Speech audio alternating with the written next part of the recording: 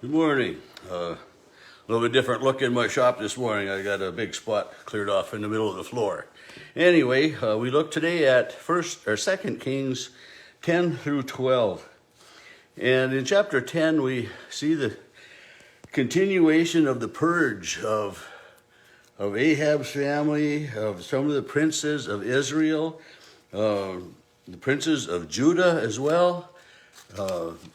Many of the worshipers, the priests, so to speak, of Baal, the followers of Baal, the worshipers of Baal are gathered together to be destroyed. And so I mean, it says all of those who worship Baal were gathered together, and they killed them all. I mean, so not everybody was worshiping Baal, but a lot, and the king decided, to do away with them, and he was, calling them together, saying, well, we're going to have a massive worship service, and rather it was a massive massacre that Jehu called them all together for, and then there's just it's a. And within all of this, the massacre of the sons of the kings and the leaders and everything, there's a weakening of Israel that's taking place. And so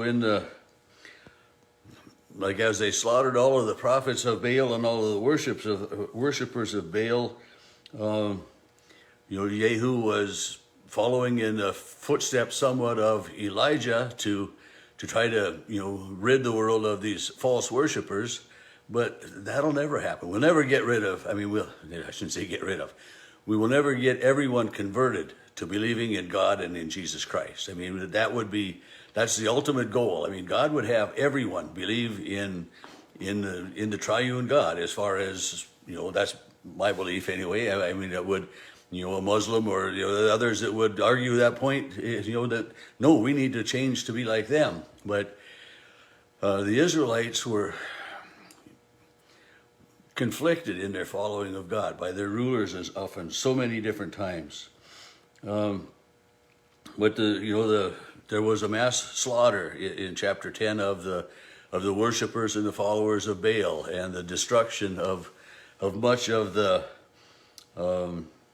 many of the idols and the statues and different things that way of Baal as well. But then, in verse 32 of chapter 10, it says, "Then in those days the Lord began to trim off parts of Israel. Hazael defeated them throughout the territory of Israel from the Jordan eastward," and stuff. And so it's, the Israelites were given a large area of land. The 12 tribes, the 11 tribes each had areas of land, and the 12th tribe, the Levites, of course, had, the priestly tribe had cities and stuff within each of those regions, so the 11 regions. But here, it's, the Bible tells us that the land mass that belongs to the Israelites, to God's chosen people, is beginning to shrink. They're losing control of parts of it. And we know that has happened in the past. If we know anything about history at all, we know that. And it wasn't until after World War II that that Israel was restored in some fashion, and everything that way. So, and then chapter 11 starts out, as these other kings and leaders have died, and the Lord is trimming people, the land masses, and Jehu dies, basically, and then who takes over? But Athaliah. This is one of the rare females that leads Israel. That is, the leader.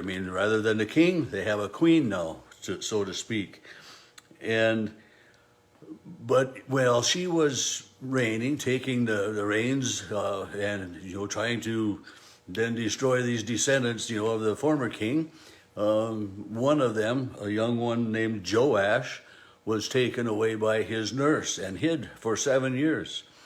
And then 7 years later, in verse 4, in the 7th year, Jehoiash summoned his guards and everything, and he made a covenant with them and put them under the oath of the Lord. And then he showed them the king's son, this young Joash, a 7-year-old boy. And he commanded them, take what you do, and a third of you at all times will be on guard. You divide yourselves into thirds and guard and protect this king. And they did all of that. And while all of that commotion was going on, and they crowned and named Joash king, then Aletha, this queen who had been ruling for 7 years, hears all the commotion. And when she looks out, well, then she saw the king standing on the pillar. And you think about that. You look out and see this 7-year-old boy, who is now the king, and she cried out, treason, treason, because they were rising up against her. But, then the priests and everything that were called out to bring her. And she was then arrested and she was killed. And it's another one of those times when, there's just too much killing going on as far as I'm concerned. But as this young boy, Joash, he's been called up until this point in time. He's 7 years old. And now they start to, they add a little bit, so it's Jehoash. They add that H-O, they add an E-H maybe to his name is what it is. So Joash, this young child, becomes Jehoash, the king. And he rules, then it says, for 40 years. And he did what was right in the sight of the Lord because the high priest, directed him. And, so this is probably one of the examples that we have. I shouldn't say probably. This is an example that we have of the high priest basically is leading and guiding this young Jehoash as he rules. And so so maybe to start with, Jehoash was more of a puppet king, following the insight and the wisdoms and the recommendations of the priests of the Lord. And this was good because then he followed the Lord. But he reigned for 40 years and it tells us that and everything. But they had done away with the worshiping areas of Baal. It says here that Jehoash did what was right in the sight of the Lord because of the priest instructing him. When it says the high places were not taken away, so people could continue to make sacrifices and offerings in those high places. And that was partly because the temple was not in the best condition it should be. And so then the next part of what we read is that Jehoash says that people should contribute monies now to the priests, and then the priests should use this money to rebuild the temple. And quite a few years later, well, the priests haven't been doing this. So then he puts a different offering chest there that as people bring their offering, it goes into that chest, and then those monies go directly to those who are rebuilding the temple, not through the priests, but directly to the builders. And it says that there isn't any accounting for that, so they're pretty much on their own and on their honor, which, we should be able to be on our honor. We should be able to trust people to do what they do without being watched like a hawk and all of that. But the temple, they are working on rebuilding the temple, but they don't have enough funds to refurbish all of the golden vessels and all of the worship items that had been there before. But the masons and the stone cutters and the timber, the lumberjacks, as you want to call them or whatever, were doing the repairs for the house of the Lord. And so while they're working on that, then, I just can't keep track in my head of all of who, this king and that king and different kings of different places, because there are so many of them. Because then all of a sudden here in verse 17, at that time King Hazael of Aram went up and fought against Gath and took it, but Hazael set his face and, but it was just there's too many countries, too many cities that have kings, too many different divisions of peoples and everything going on. And excuse me. And I guess I've never tried hard enough to put all of that exactly together in my mind so that I know exactly how the history works and whether that's any big deal or not. I don't know. It doesn't.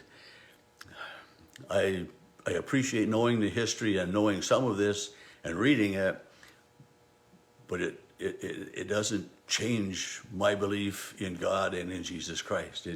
It shows me how God leads and how God's desire for us is to have good things.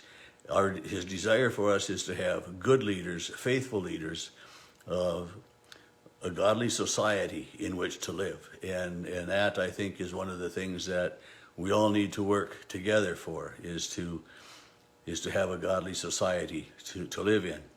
And we as individuals do that by the election of our officials. And, and sometimes, as one person, we don't have much voice, but as a group together, we, the Church of God, can make a difference, because God makes a difference in each and every one of our lives. May He richly bless you today, as always.